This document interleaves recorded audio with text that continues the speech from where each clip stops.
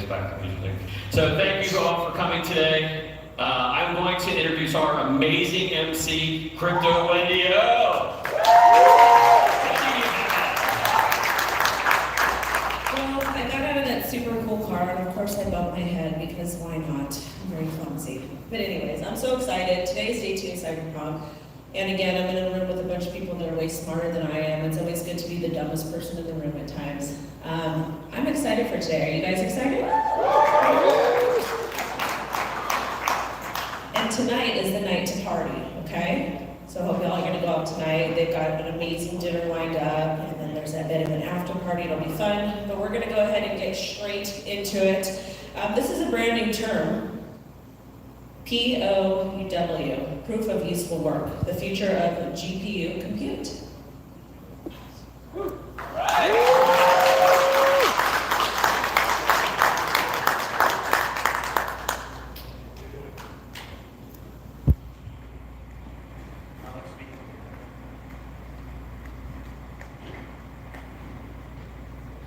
Let's hear it one more time, everybody. Proof of useful work.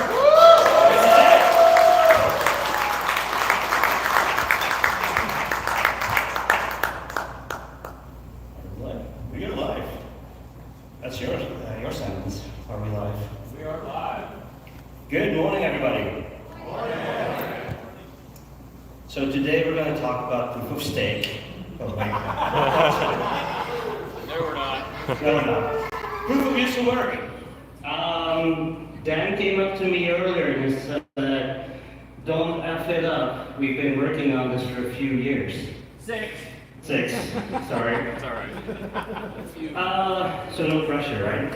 So, I asked the design team help me create a presentation for me and Alex. It's on the wall, a huge wall. So we're gonna go through it. Some of the things you've already seen, because sometimes I go on streams and I leak things. So my apologies for that. So there will be things you've seen before. There will be things that you're going to be like, that's different. This is still a work in progress. So, little caveat there. We want to go in alpha the end of Q4, which is the next quarter. Alex, we got work to do. And then we want to go live with the beta next quarter in 2024. So, should we dive into it? Go ahead. Go ahead. You're gonna be doing things too, you know? He's gonna go stand over there and like try and get into the DeLorean and run away. Alex, you're up. Oh God, that's far. You can do it!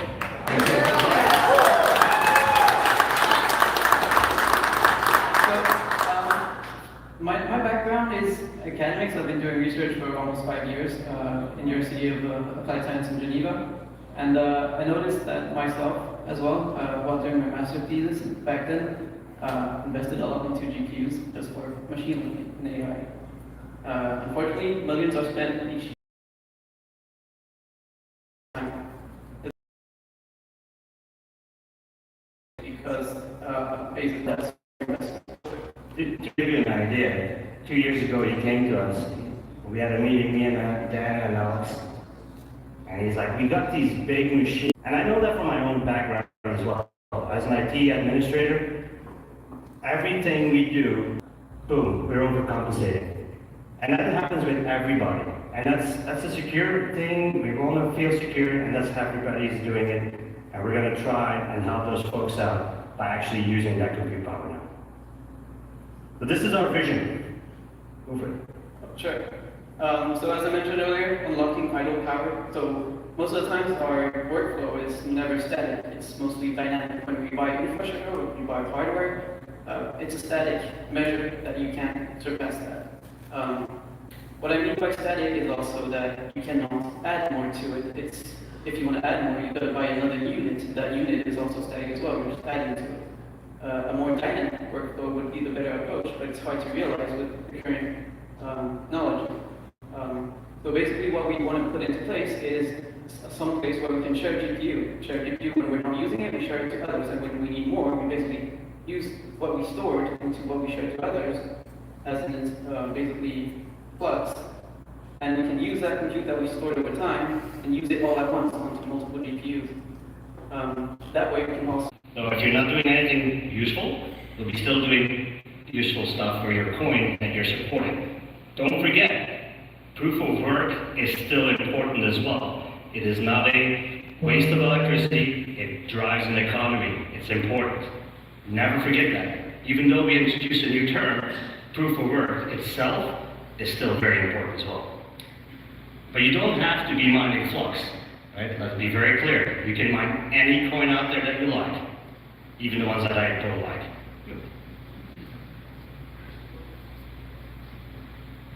So we got some recommendations. These are recommendations. These are not requirements. For all I care, you launch a very old machine and hope for the best. I can guarantee you probably won't be picked by anytime soon, but you basically decide yourself what you want to spend on this. You decide yourself what you want to hand out to your community and to your consumers, right? Don't forget, we're all decentralized system administrators. We all work together and provide, as a community, we provide that compute power to our consumers. So what do we need, or what do you recommend we need? So you have to keep in mind when we come to hardware recommendations, when it comes to proof of use of work, we're basically providing a service to clients that are going to rent our machines. So we have to establish a certain standard to these regards, and basically these are basically requirements that are going to be the baseline for proof of use of work. In terms of the CPU and motherboard, just make sure that it supports virtualization. Most of the new ones that do now. In terms of CPU, it's 4 cores per GPU. You can always go less, you can always go more. You will have to find the sweet spot. When it comes to the GPU, when it comes to basically AI workloads, you're going to prioritize maybe the VRAM or the speed that you can process the data. But it always depends on the use case and to who you basically cater for. If you want to provide rendering farms to people to do basically rendering, that was an easy one. Or if you want to do AI, it's going to be different needs and different requirements. You're basically becoming a small data center yourself, and you can grow yourself if you want to by investing into more resources and more machines. When it comes to the motherboard, PCIe lanes are important. I recommend Gen 3. You can go lower, but you're going to see in the benchmark, basically, the impact that will have on the learning. When it comes to the RAM, that's probably the most important part. I wouldn't go less than 25% of the VRAM of the GPU, and 4 times the amount of the VRAM would be what I would suggest. You don't have to go that way. You have to play with it, fiddle with it, and see what fits best to your use case, what you want to provide.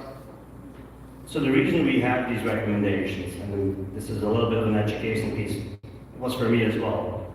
When you're doing AI, you're moving large data sets, and you're moving them from your hard disk, or you're downloading them into your hard disk, and then you have to move them into your RAM to move them fast into your GPU. That's why these PCI Express lanes are so important. It's literally bandwidth to move the data fast, in and out. You're doing this hundreds, thousands of times, constantly, in, out, in, out, in, out.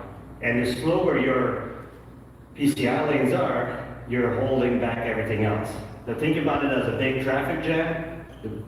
The wider the road, the more traffic goes through, the faster you go. And I have always compared to big lorries, big trucks, right? The big ass trucks driving that road. The more we can put on there, the more data we can move, the more we can process.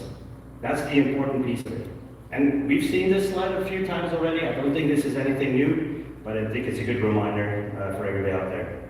So, do you need the latest and greatest for everything? No, but do know that you might not be always picked for the latest and greatest cool things out there, but we'll show that in a bit. There's other things you guys can do as well if you have a little bit older machine. So, what are we doing to make sure that we know what you have? And here we go again, FLUX with their benchmarking. Well, we're in a decentralized world, so we don't know what people have out there, so we do need to know what you have. And when I say we, I mean the consumers, right? The consumer needs to know how much memory you have, how much CPU you have, and what your bandwidth looks like. The last one on the blocks here, the network one, is a vital one as well. I'm not going to say you need X amount of upload, I'm not going to say you need X amount of download, but download is going to be more important in this case, right? Not compared to our FLUX cloud solution, where upload is a very important one, download in this one becomes important because we're downloading large data sets, right? You have to be able to get all the data in, to have those trucks move through those PCI lanes. So we need to know the limitations, we need to know where you are, so that we can provide the best service to all our consumers. A bit of a workflow, very high level. So there's a couple of ways of doing it, and we'll go through it in a bit as well. But basically, your consumer, your customer will basically say, hey, I want to run, what does he want to run? TensorFlow things? Yeah, sure. For instance, he wants to text to image, right? So we'll have some predefined, out of the box, downloadable mechanisms ready to go. He'll pick them, he'll launch them. This is where everybody else comes into play as well. So what we've been thinking of is how can we incorporate everybody? So if it's smaller things, smaller jobs or projects, however you want to call them, we're going to be able to give those to like the 1060s, the 1080 Ti's. If it's a small job, those guys can easily do it. But there's also the opportunity for folks to say, hey, I want to use a bigger, I want to do a big job, I need a lot of things out there. And then they basically are able to say, hey, I need 1,000 3070s, I need 1,000 4090s. They'll be paying for that, but we'll have the network for that as well. So first they select, and then we make sure the delivery and the distribution is secure. And how do we do that? Well, we have what we call RTE2. What is that again? You're the technical guy. Kubernetes deployment? Yeah, exactly. So it's Kubernetes. We've been talking about Kubernetes for a while already. We're going to be utilizing it. So going forward, our proof of use work is going to be on Kubernetes. And why is that important? Remember, I said 1,000 GPUs. We're going to be providing big-ass clusters.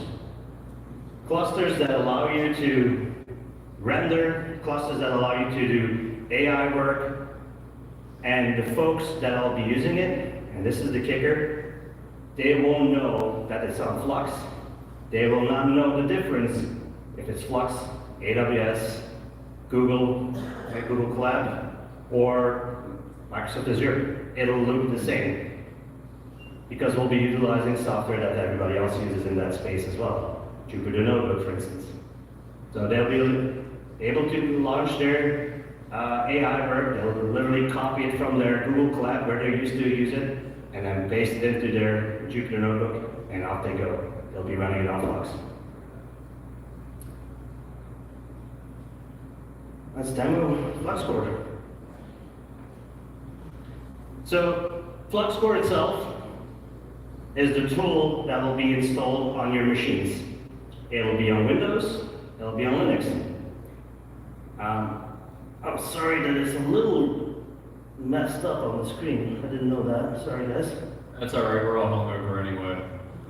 Just think about that you're not wearing your glasses, and that's how it looks. Okay? But basically, we allow you to sign in with your trusted evil Google email address, if you have to. We have GitHub, we have GitLab. We can allow you to log in with a phone number. We can allow you to log in with an email address, and we'll have a Zell ID login as well. Why is it all important that we have this? These are your consumers, and as well as your providers. In the back end, we're going to make it available for you to be able to get all your rigs connected. Not just your rigs. You can pull your rigs together. You'll be able to pull your rigs together and form a larger company. And as a larger company, or a pool, however you want to call it, you'll be stronger together and allow you to present yourself as a larger entity. That'll be important later on. Alex, you have anything to add to this? All good. So this looks like a traditional screen. Any other software out there has a similar thing. Why is that important? Usability. This is what people are familiar with. They are not realizing at this point they're logging into a blockchain project. Oh, this looks bad on the screen. Is there any way we can fix this? No, maybe. Basically, what we're trying to show here, and it looks a little jumbled, I'm very sorry about that. I don't know if you can fix this. I don't know if action is available. Basically, what we're trying to show here is your workers. At this point, you'll see 3 workers on the screen. If you can read it at least. I don't know if you can fix that. Can you try to switch to 9.4? Resolution on the laptop. Too high. Give me 1 second. It's nice to have a room full of tech people. That's amazing, right? They all have the greatest ideas. Oh, great. This is in Polish or in... That's awesome, guys. Thanks for that curveball as well. Well, that does go on brand with the DeLorean. Give me 1 sec here. I guess this means yes.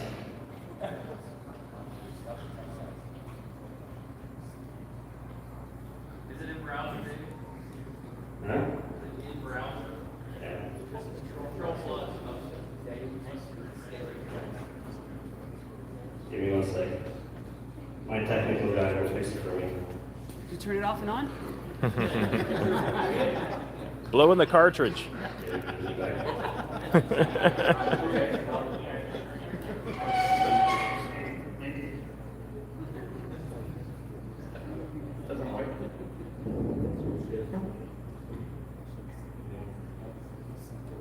Just show what we had there. That's great. It was just. A little bit of technical difficulties. They'll be back on soon, guys.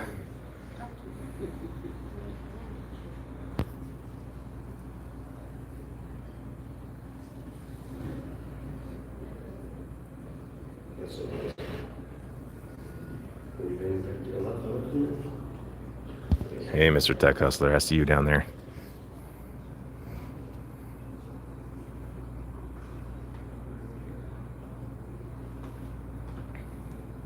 Alright. Control plus? Yes.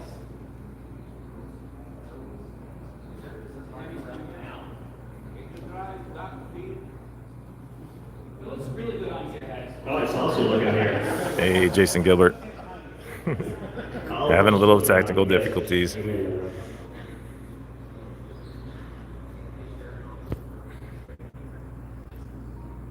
Better them than me, haha. So I'll keep going while these guys figure it out. So basically, all the workers, at the moment they'll show the screen, you'll see all your workers. You'll see what type of worker it is, you'll be able to name it. You'll see the IP address. You'll see how much is making a day, which is important for a lot of people, I guess. But you'll also see your name of the machine, and you'll be able to get an entire list. Think of it as Hive OS and maybe NiceHash had something together, and that's how it looks. It actually looks really good if we could get it on the screen again.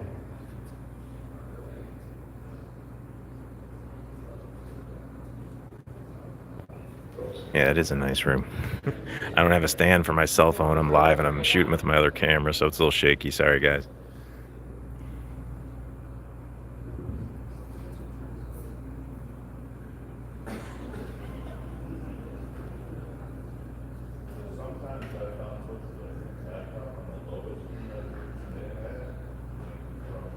That's the change I made, but I'll let the experts deal with it.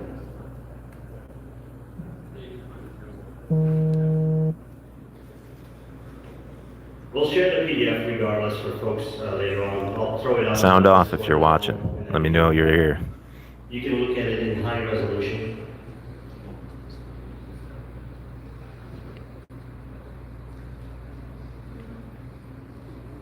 So while we're waiting, so you said a couple things in here that are really interesting. You talked about Kubernetes and the fact that that's going to be a part of it. So how do you see, is this like a clustering scenario where they're going to cluster together? And you guys mentioned something that I didn't even really realize about building the pools or teams consolidated. So does that mean that me and multiple individuals can get together and we can basically launch our own pool together? Absolutely.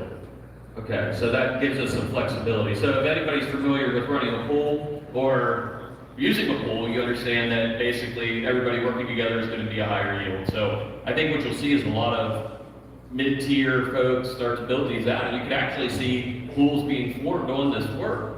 Yep. Which is pretty amazing. Yeah, so you're not going to have to join a pool. You're going to be able to create your own pools together, right? So you don't have to realize or listen or wait for somebody to set up a pool and then use a stratum and all that fun stuff. No, you basically, if you have a group of folks that you know, you group together and you basically present yourself together as an entity. Yeah, and the thing that is, as Davey and Alex were both alluding to, we need usability. We need it to be super simple. Even more simple than setting up a laptop for a video presentation. So how many ideas does it take? Yeah, the AV folks there are pretty tough. So, you know, I think the biggest thing for us, and what you guys will see with this, is the simplicity that comes with the model. People ask what our core demographic is specifically for proof of use work, and although it is, you know, higher end enterprises as well, it's really every single person that wants to be part of the ecosystem. That means if I have a gaming computer that has 2 cards in it and I want to run it from 9 to 9, I can do that. And if you get tapped for a rendering job or something like that, or if I have dedicated machines, in my case, I'll have, you know, a bunch of cards that'll be idle and standby, ready to go. And as Davey mentioned earlier, and I think one of the biggest things is this, start doing the math. We've got approximately 148,000 graphics cards running on FLUX, just FLUX. So you start to extrapolate that out to every single proof of use for product out there, and you don't have to stop mining your asset that you're currently mining. You can just continue to keep doing that and be ready for proof of use work. And that's important. The other thing we're going to do is to enable the new folks coming to the space, because that's going to be a bigger demographic, I believe. People that want to make passive income with their cards, they want to participate in AI, they want to participate in rendering, they want to see miners at heart, and we know that. First time we got that card up in hashing, how did that feel? Best feeling in the world, right? It's a high that you can't explain to other, I mean, we're kind of nerds though too, but you know, we want to give that feeling to every single person using that platform. And that's why proof of use work is so different from any other platform out there. The learning curve does not exist. If you can put your username and password in and you can flip a toggle, you can now participate in proof of use work. We good? I can Yeah, can we switch over? Is it gonna do something? All right. Can we switch over to the screen? Okay. It is important, like Dan said, and I'll show you in a minute as well. Ease of use. Literally, you start the program, and it's a step-by-step process to get you through. You don't need to do much. topics. I would like to stay on that one. There's also not only minors and basically hobbyists that want to participate. Universities want to participate. We want to establish organizational units. We want to establish multiple granularity, basically, institutions. Yeah. Individuals, universities, institutions. I think the educational sector is going to be huge for this. We already see University of Applied Science in Geneva, Switzerland. Give me an A, I got it right. I said it right? They're highly interested because these institutions, every 2 years they have to go out, they have to source a shit ton of graphics cards, a shit ton of compute. And then they let the students basically fight it out for who gets the use of the computers and so on and so forth. That doesn't exist anymore. They're going to essentially get a free pass on FLUX, on proof of use and work to go out and do whatever they need to do. And it's part of FLUX University. So we're going to start out the education level at the very base. You know, there's a reason why Google gives, you know, Google Pro, which is like their teaching piece, to universities for free. It teaches people from day one as they move out of high school, they move into college, they're gonna use Google out of the box. So for us, it really makes it nice because we're gonna get that in at a very early level. People can participate in very early on, and also it's completely free, which is pretty amazing. We're gonna also, and I'm not gonna steal Davey's thunder here. Go for it. We are also gonna work on essentially, allowing these universities to really develop on the platform as well. And there'll be an initiative behind that that'll actually pay for it. Okay, let's see what it looks like. That actually looks pretty damn good. Hey, and then I'll shut up and let these guys keep going. I got a question for everybody in the audience here. How many of you know Kubernetes? Okay, quite a few. How many are really proficient at it? Okay, that's a lot less. I'm not raising my hand here, it's just that Alex is. He's not even raising his hand. Kubernetes is quite the animal. It's awesome when it works, and it can be very frustrating when it is not. So we're not gonna, I know some providers out there that make you go through a lot of loops and hoops to make sure you can get something running and make you install Docker and a bunch of other commands. We don't want to do that. So what we did is we made it so that we can literally do a one-stop shop. Just click, go, that's it.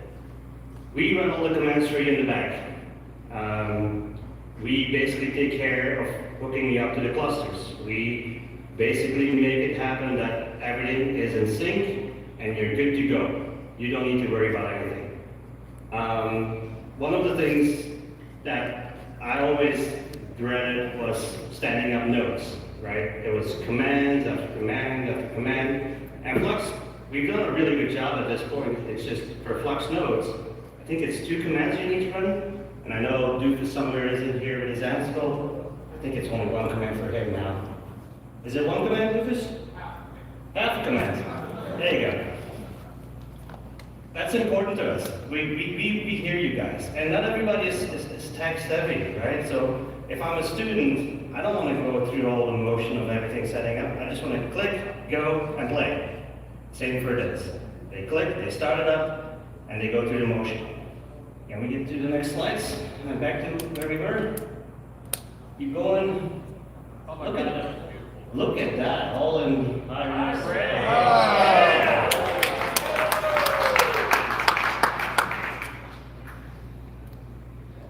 Pretty, isn't it? Look at that. So this is a screen that some of you have seen, and I know a couple YouTubers out there that I somehow got a USB stick out of my hands and were able to play with it. Full disclosure, this is from my design team still. As we were creating the presentation, I don't have as much data and everything, so I asked them to help out. And they're designers, and there's one thing that designers are not, is that they're technical guys. And I'll just point it out before everybody else points it out, a Radeon RTX doesn't exist. But it shows you what we do, right? You can see all the GPUs on there. And I don't know if is there a pointer or something. And you see all the GPUs nicely lined up. You see the load on them, the temperature, the memory usage. Are they online and are they ready for proof of use to work? All of them are selected for proof of use to work. That's the important piece. You can have rigs built out where half of them are, for instance, on a PCI 1 lane, let's say, they're not going to be as useful. So you could just turn them off. They can just be mining. You see some buttons on the right there next to status, and a little gauge or gauge or whatever you want to call it, and the play button. All of those things are settings that you can change. So you can change the memory, you can change the core, and of course, if you're in Windows, you can still use your trusted MSI Afterburner and play with it as well. And everything gets documented. We know what CPU you have, we know what the motherboard is, and Alex, I think this is one of your rigs out of the university, because that's a big RAM. 625 gigs of RAM. No, that's what's remaining. It's actually That's remaining. 6 times 20 terabytes of disk. Now I can already hear the comments and YouTube videos that people are posting today. Holy smokes, do I need that amount? No. This is an extreme amount. This is something we've been testing it, and the guys took that information and ran with it. All the way at the top, underneath Tangerine, you'll see uptime, reliability, institutions, secure cloud. Those are tags that we add to your rig. Those are the things that make you make more money, because we know who you are. So I'll use a dirty word here for everybody in the audience. It's called KYC. And why is that important? You don't have to do it, but if you do, people know who you are, and people know who they trust when they're working with you. Because you're working indirectly with your consumers, right? You're providing the hardware to them. So you need to be able to, people need to be able to trust you. They need to know somehow who you are. And the KYC piece helps with that. Again, you don't have to do it. The institution piece. Repeat, you do not have to KYC. You do not have to KYC. It's an option, again. But it allows us to present and make it more trustworthy, because we're still a decentralized network, right? People are scared of it. They need to learn to trust it, and this is how we bridge that gap. What other things are on there? Network, sending and receiving. This is the current throughput, so we're receiving a lot of data.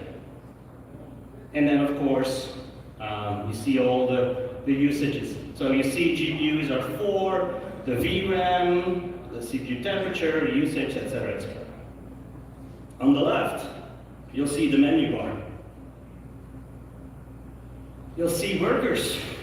This is one of your workers. There's actually multiple. I think if you go one screen back, no, okay. There it is. That's the one. That's the one I was trying to show you guys earlier, but it was a little jumbled up. This allows you to have your overview. And on the top right, you see scan network and add new workers. The scan network, no, that's not your local network. We're not going to start scanning your local network. It's just a terminology. Basically, every computer you sign in, you'll be able to hook them up. I'm going to speed it up because we lost a little bit of time here. So we'll not be doing any AI today. Sorry. I'll make a separate video for you guys, and I'll work with some folks to demonstrate that. But you can see all your machines.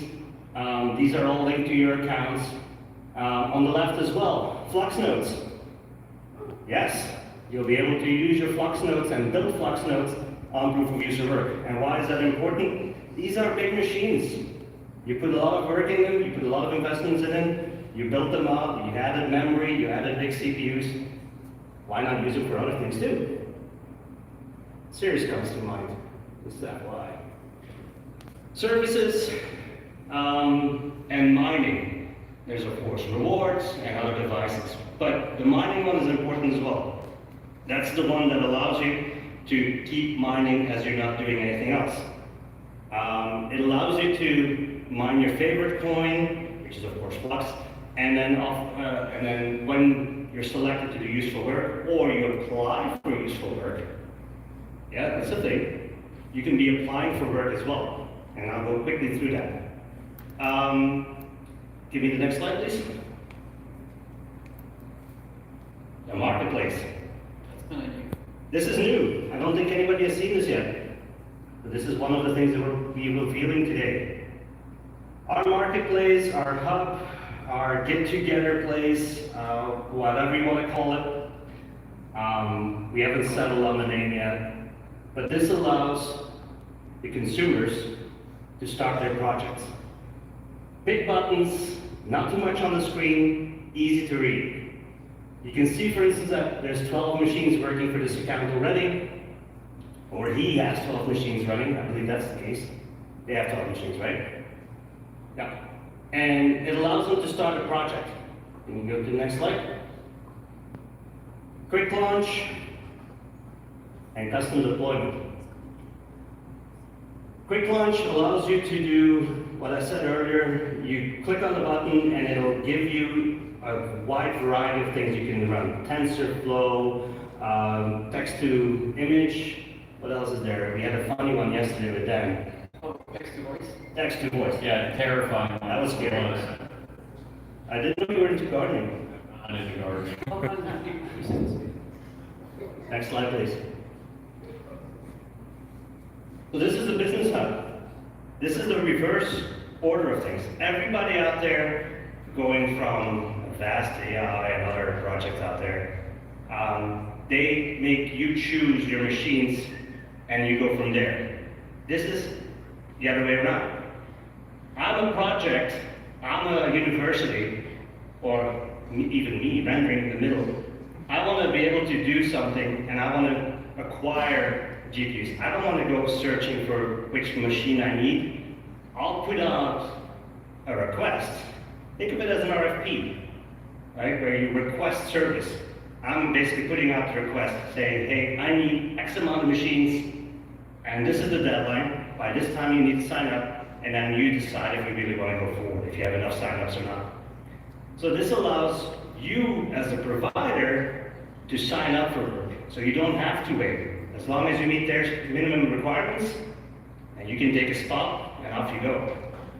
Big difference than everybody else out there. This allows more interaction. This allows you to guarantee that you get work. Now there's a big caveat to it. Some of these things can last a bit. If you look at the top, it says duration 12/12/2023. If let's say the deadline is in 13 days, that would basically mean that you're hooked up for 3 months.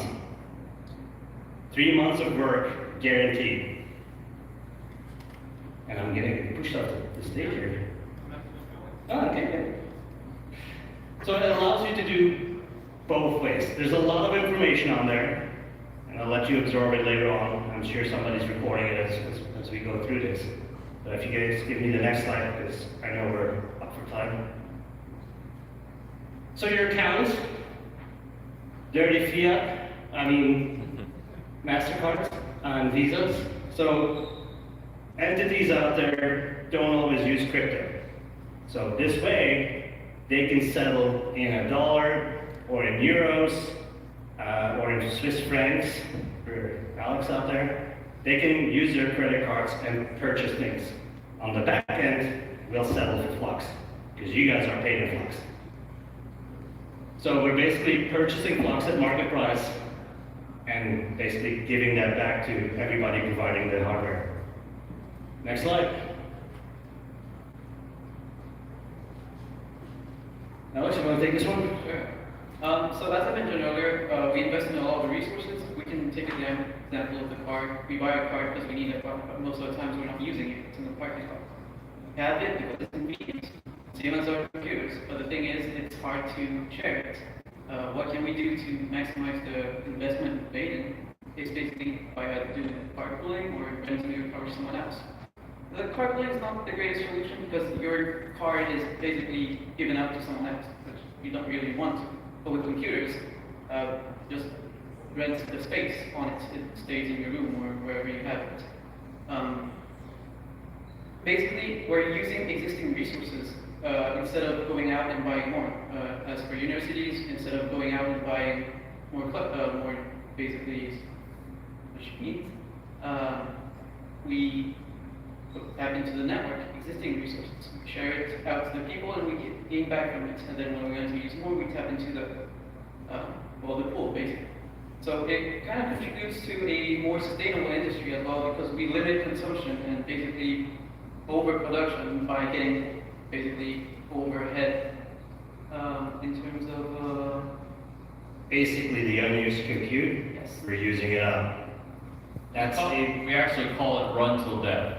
it's run. So if you've got your 1070 Ti's or your 1080 Ti's laying under the desk somewhere, dust them off, refurb those bad boys and get ready to go because this is going to be perpetual compute. So, but basically there's strength in numbers with proof of use work. If you have 1070 Ti's, they can basically equal an A100 or something of that nature, right? Probably less than that, but yes, strength in numbers. All right, next slide, please. Reward system, claiming rewards, dashboard visibility, rewarding machine contributors. So basically, as I went through it, as you sign up, you basically be paying or be paid in FLUX, and then you'll be able to claim it at any given time. The fee structure is very simplistic. If you're KYC and you're an institution, and the more tags you gather, the less fee you'll be paying, because we want to reward those folks presenting themselves like that. And yeah, I'm not going to talk price just yet. We'll have to wait for that till we're in alpha. Next slide, please. And that's it. Can we quickly switch over to my feed? And hopefully it'll be not too. This is a video. All right, while he's finishing that up, so we'll close. What I'd like to do is just take 2 seconds and thank the entire team who worked on this, guys. There's very few moments in technology where you're there from the ground level. I felt it in the early .com, I felt it when I found Bitcoin, and I feel it with proof of use work. We're changing the paradigm. If you're not excited about this, you should be. This is fucking amazing. This is a game changer. This allows us to provide resources to the people that need it the most. So if you're not excited for it, you should be, because this is it. All right, Davey, thank you. I'm sure there's a wonderful video that comes with this, but we've been having some AV issues, so. I know there's other speakers, right? So I think Dave wants to. Yeah. So go ahead and thank you to everybody. Round of applause for Davey and Alex.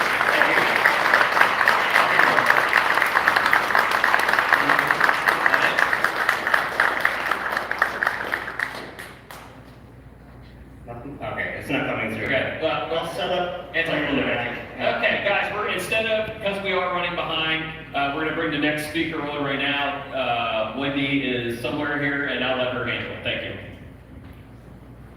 Sorry for the technical difficulties, guys.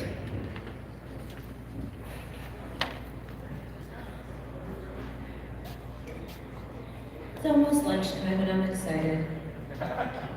So for our next speaker, we're gonna have Wagman Games on.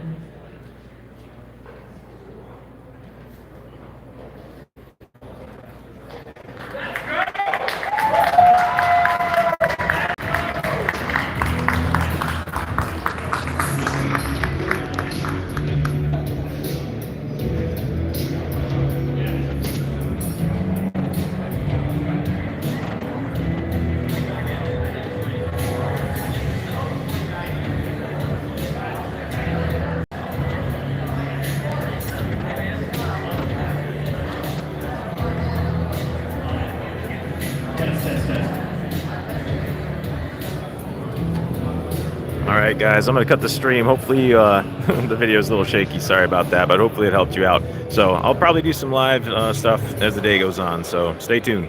Thanks for watching, guys. Peace.